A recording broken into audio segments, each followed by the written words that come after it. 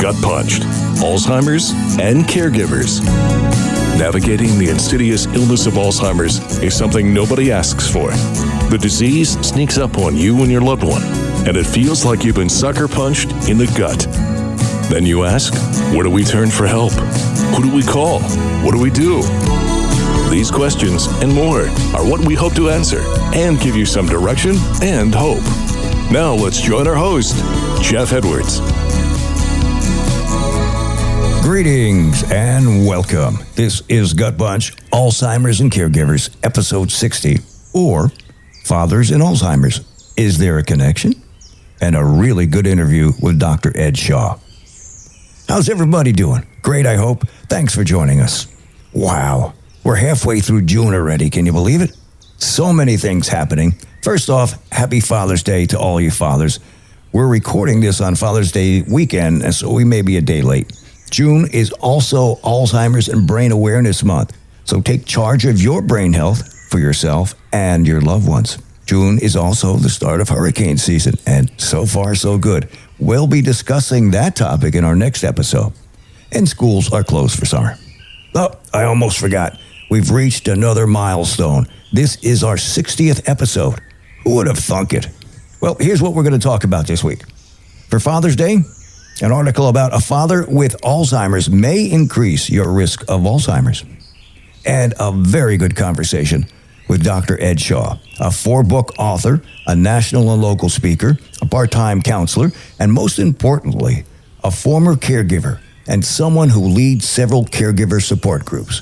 He'll explain to us the 5 love languages and how they affect those who have dementia. And it's all taken from his book, Keeping Love Alive as Memories Fade. You might want to hang around for this.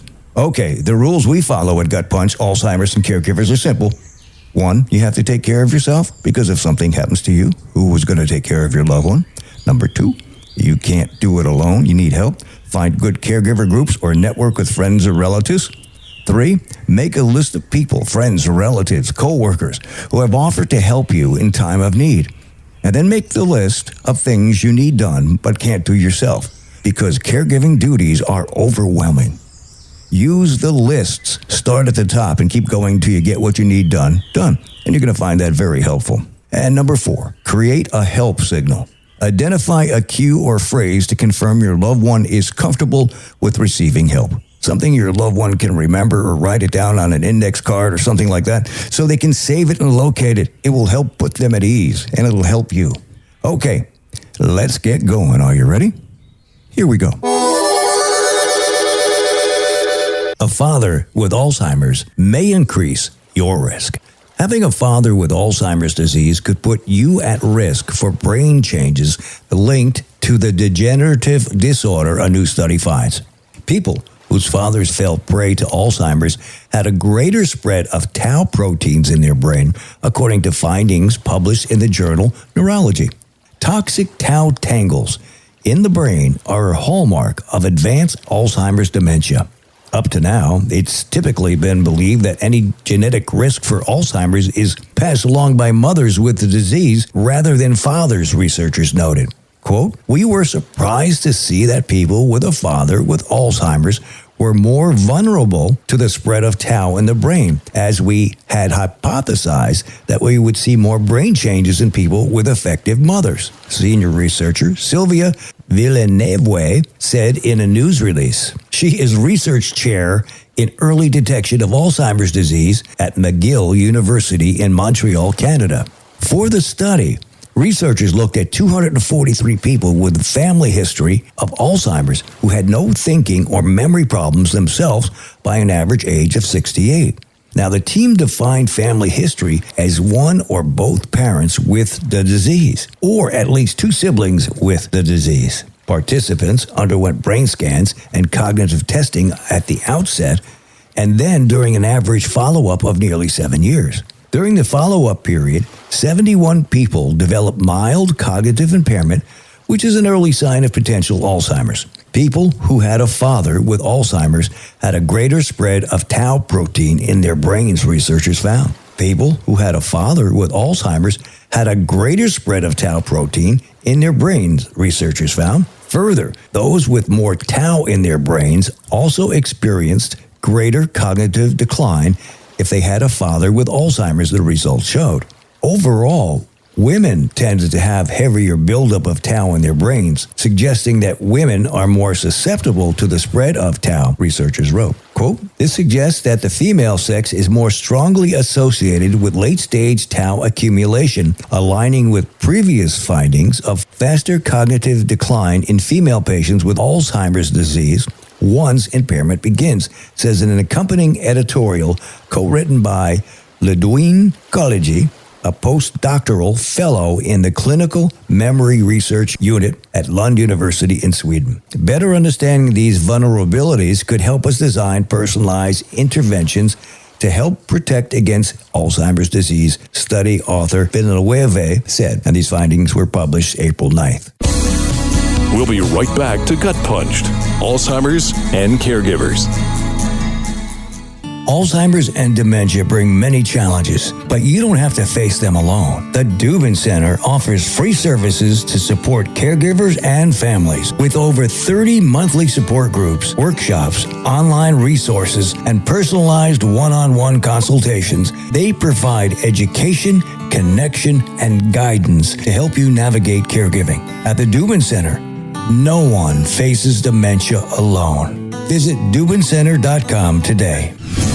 This is Gut Punched, Alzheimer's and Caregivers.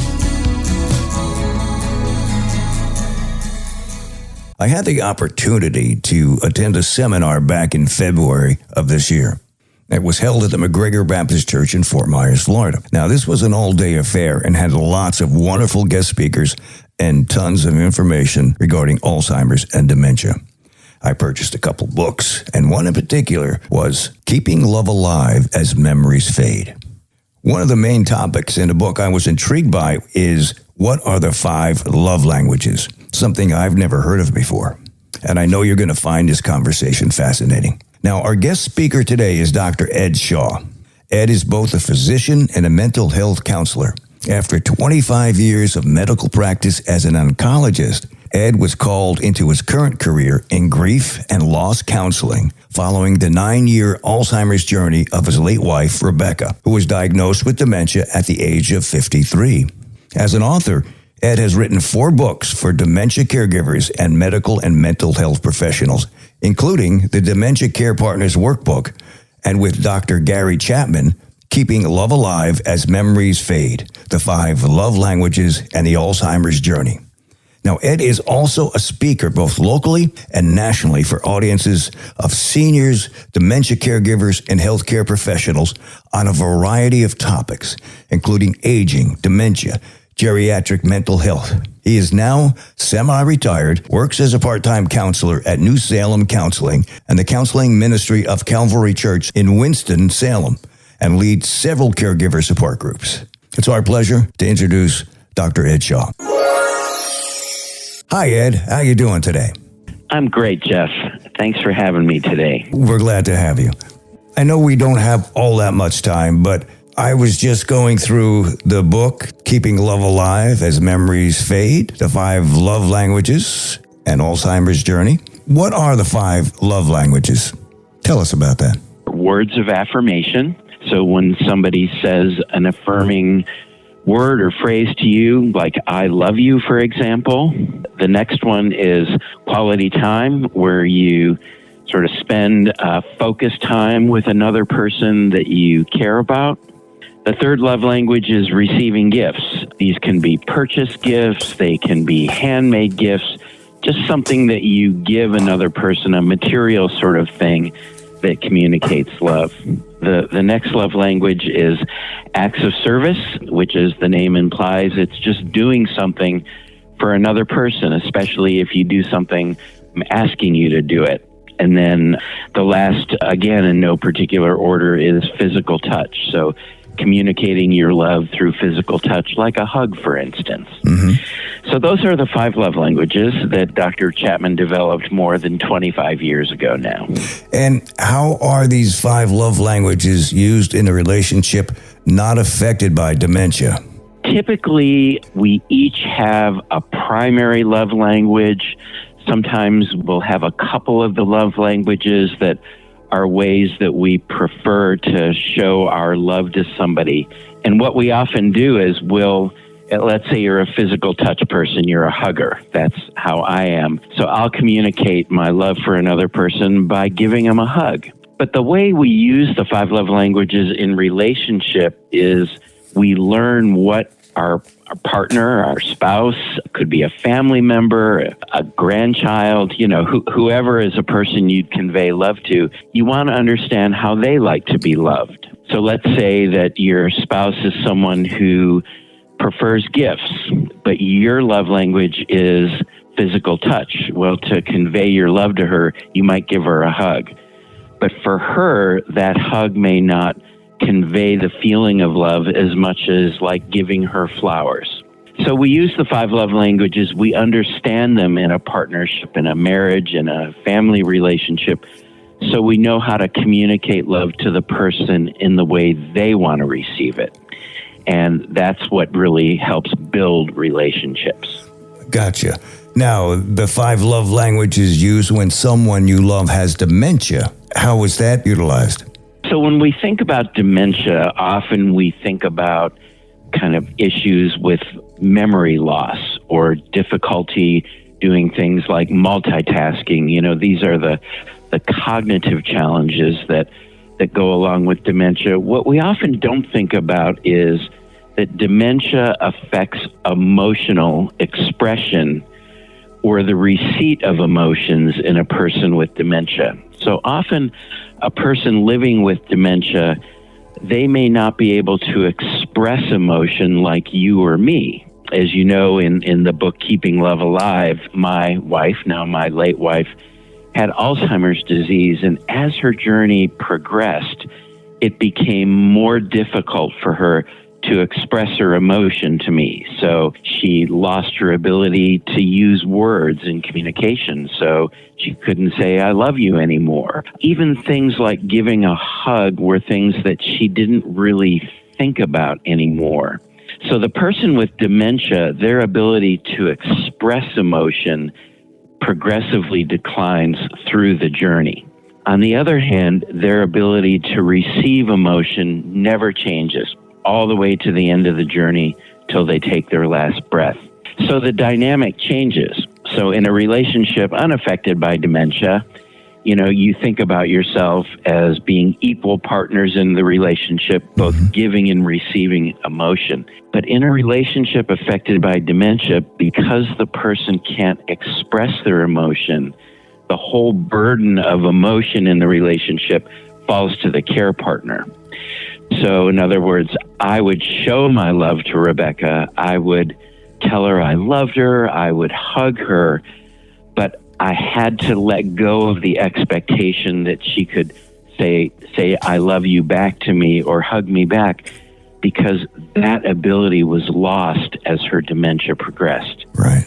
And that observation that the person with dementia can't express emotion, but they can receive emotion, that upsets the sort of whole emotion dynamic in a relationship affected by dementia. And it creates a lot of challenge, Jeff. Yeah, it appears to, as I was reading some of this last night and taking the quiz in here to find out where I stood, I'm looking at it from my standpoint. I'm going to have my wife take this and got to get an idea to see where she's coming from, because, how do you connect? That's the hardest part. If I recall, your wife got it at the age of 53, went through 9 years of that. As you see the memory and the communication slowly going away, you know what the end result's going to be.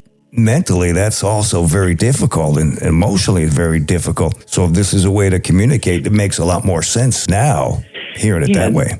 Yes, and that's why we wrote the book. The 5 love languages were already in existence, and I began using the 5 love languages as more or less like a toolkit for people to connect emotionally. Like you just asked me the question, well, how do you connect, with somebody with Alzheimer's disease? And the answer is the idea that you would connect just in their primary love language. Like my wife, Rebecca, was an acts of service person. But when the Alzheimer's affected her, I really had to think about connecting with her in all the different love languages.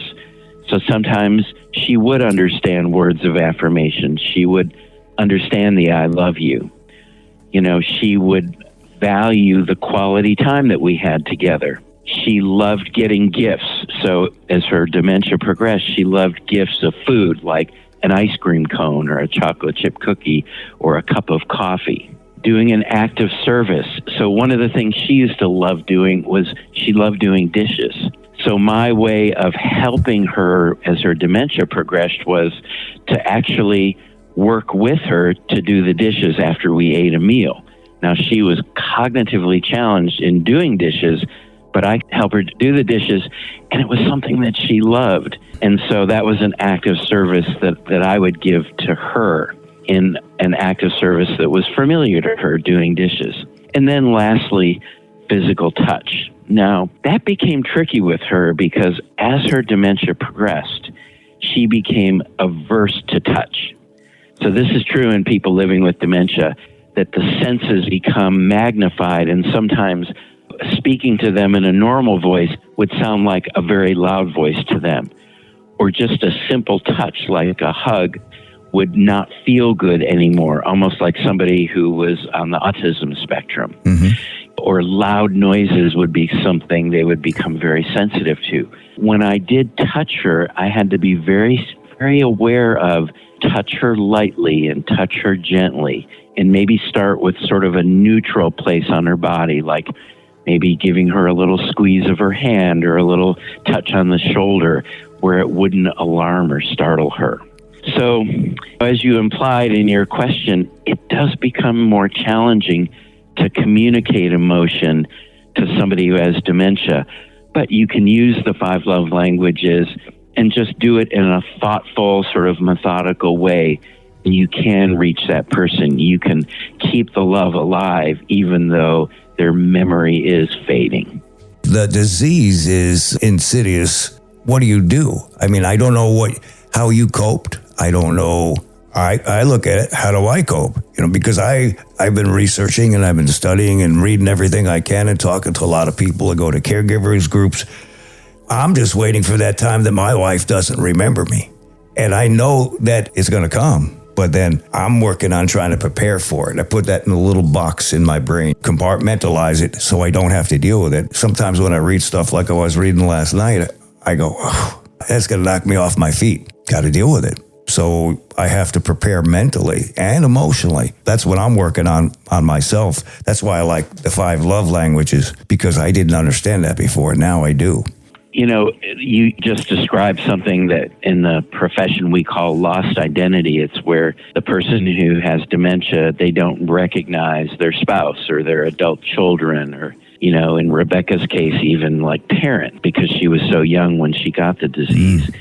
And that is a big emotional challenge. I think when Rebecca lost the recognition of me, which I described that moment in the book, that probably was the hardest moment of the whole 9-year journey, even harder than when she died of the disease. But you anticipate it. Thankfully, it doesn't happen in everybody. Lost identity occurs in a half or 2/3 of people with dementia, but 1/3 to a half of people, they do know their loved ones all the way till the end. But if it does happen, like it happened with Rebecca, there was from one day to the next, she no longer knew me as her husband and our 3 daughters as her adult children, that there are still ways that you can connect, even if she couldn't say my name anymore, or maybe she didn't know me as her husband. I was still a person who was familiar to her and a person who was able to give her love. I could tell that she connected with that. Some days it might have been more the gentle touch. Some days it might have been more the quality time, just sitting next to her on the couch and we would watch a TV show or a movie together. Sometimes, it was just the gently telling her that I loved her as I put her to bed at night. you still can connect, you can still have emotional intimacy, but the burden of that connection is much more on you as caregiver, and you don't get the more overt I love you back or the hug back. You just get like a little nod. Or I could see in her face that her countenance would change when I said I love you, and that she would relax. I could just tell that she felt the love. It changes a lot, Jeff, but you want to keep that love alive. And that's really what we try and do through the book, is to help teach caregivers how you can keep the emotional connection alive, even though that person's cognitive function, their memory and the other cognitive functions are changing, are diminishing over time.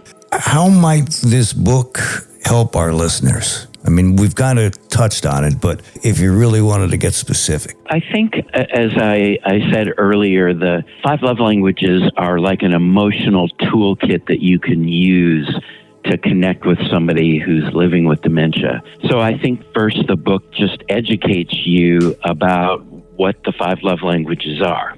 Gives you an understanding of those, both in how to receive emotion and how to give emotion. Then in the book, we educate people about what dementia is and how dementia affects the person's ability both to receive love and express love. And then when you put the knowledge of the 5 love languages together with the understanding of dementia, I think it gives you a powerful sort of way that you can use to try and keep that love alive. We use lots of examples. There are lots of stories in the book. In the writing of the book, we had many different support groups, and we took actual examples of how we use the 5 love languages and how other people have used them to connect with their loved one with dementia. It's a very practical book in that way. And then I talk about just our family's journey with Rebecca's dementia and how my daughters and I use the 5 love languages to connect with her all the way through her 9-year journey until she took that last breath. The book is a resource, and that's really why we felt called to write that book and provide it to caregivers. Makes a lot of sense, given that time goes on, the resources get better, the information gets better, the medical field gets better. All these things are slowly getting informational. And now you look at the Alzheimer's Association and all these organizations that are looking for a cure or treatments to it, that it's finally progressed, and in a short period of time, too. The resources are there, and it's a great thing that you're providing it, and it's a great thing that people can find it. Now, where can they get this book? The book is available on Amazon. You can go to the 5lovelanguages.com, just the number 5, and then lovelanguages.com, and you can take the 5 love language inventory. You can do that for free. You referenced that earlier. Also, the book is available if you wanted to use the book, like for a study group. We also have a question guide on the website. Yeah, it's pretty easily available for people who want to connect with the book. The other book that I have is called the Dementia Care Partners Workbook. That's also available on Amazon. And in that book, I talk about the 8 central needs of dementia caregivers. And you just described central need number 2, which is the need to be educated. And, I fundamentally believe as a dementia educator that when people understand their situation, when they have knowledge, that knowledge is power, and that knowledge reduces the fear of the unknown. That's why it's one of those higher central needs of dementia caregivers, is by understanding sort of the tools that you have, the disease that your loved one has, it just makes it easier to deal with. That's why I write books about dementia, is to really provide that education. Do you have a website? I do. My website is called empatheducation.com. Okay. So like the word empathy, but with the Y chopped off the end. Gotcha. And that's the name of my speaking and writing business, is Empath Education. Very appreciative that you have taken your time, your experience, your background as a doctor, and then put everything into it to help other people. That's just tremendous. It really is. Well, thank you. For me, it's a calling from on high. Thanks for doing what you do. We do appreciate the time that you have spent with us today. We hope you enjoyed the interview with Dr. Ed Shaw. I know I learned a lot. Hope you learned something too. We're looking for caregivers who would like to share their story, the good, the bad, the ugly. Maybe you have a victory you'd like to tell us about. Let's call it Gut Punch, stories from the front lines of caregiving. Reach out to us. Send us an email, gutpunchac@outlook.com. We'll reach out. We will be beginning a Gut Punch Alzheimer's and Caregivers group on Facebook, so look for that. You'll find it on Facebook. It's under construction. We're almost there. Hopefully by the beginning of the week, we'll have it finished. It's under Jeff Edwards, Gut Punch. It's called Gut Punch Alzheimer's and Caregivers Group. An easy name to remember. For more information, you can check out the Alzheimer's Support Network at https://alzsupport.org/about-us. To find your local chapter of the Alzheimer's Association, you can visit alz.org/local resources/find your local chapter. Or you can call their toll-free hotline, 1-800-272-3900. Write that down somewhere. Also, the Deepen Center is at deepencenter.com. Dr. Perry's HealthSpan Partners website is healthspansouthwestflorida.com. And for more information on the guide, it's probably easier just to Google it, Edge it, or DuckDuckGo it. It's a great program. More people are finding out about it and taking advantage of it. Our website is gutpunched.com, and the email address is gutpunchedac@outlook.com or jeff@gutpunched.com. Help us grow and share this podcast with others who may need information and resources. There is help and hope out there for everyone. You just need to know where to find it, and that's why we're here.